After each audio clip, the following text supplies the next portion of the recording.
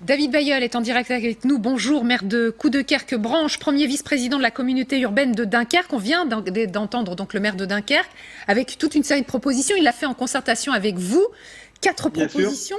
Pour 3 d'entre elles, on se dit que vous n'aviez pas besoin de l'aide du gouvernement pour les mettre en place. J'entends le débat qui se déroule actuellement sur votre plateau et je le comprends très bien. Deux informations très importantes, le taux d'incidence, mais également les capacités à l'hôpital. Je le vis sur le terrain. Aujourd'hui, on a plus de 50 patients, 55 pour être précis, qui ont été transférés sur d'autres hôpitaux. Ça signifie 55 patients qui sont partis sur le CHR de Lille, sur l'Audomarois, et où les familles sont très inquiètes. Donc nous, on vit ça sur le territoire. L'hôpital de Dunkerque est un hôpital conséquent. On n'est pas à 10 lits comme j'ai pu l'entendre sur votre plateau. Et concernant la lisibilité, bien sûr qu'elle est différente d'un territoire à un autre, parce que je pense qu'avec le variant britannique, on est obligé non plus d'être sur une appréciation nationale, comme le gouvernement le fait depuis maintenant un petit moment, mais sur du pragmatisme local. La situation de Nice n'est pas celle de l'Est de la France, ni celle de Dunkerque.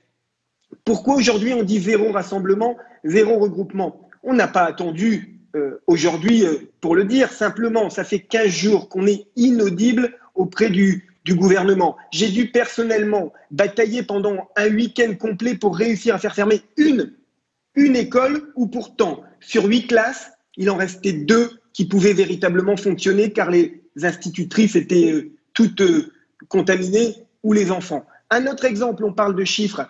J'ai un centre de dépistage, le premier qui a été monté sur le littoral.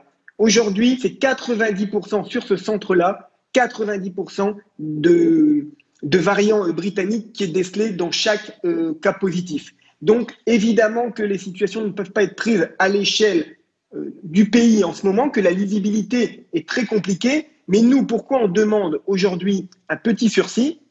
Parce qu'on sent bien également quelque chose qui est très prégnant, c'est-à-dire que la population a beaucoup de difficultés avec les privations de liberté publique. La population était ce week-end sur la plage parce qu'il y avait quelques rayons de soleil. Donc on est obligé de mesurer à l'échelon local la réalité du terrain, mais aussi la réalité sociale et l'appréciation de nos populations. Si on propose des mesures qui, dans les faits, ne seront pas suivies parce que la population n'adhérera pas, ça ne servira à rien de les prendre. Merci beaucoup, David Bayeul, d'avoir répondu à nos questions.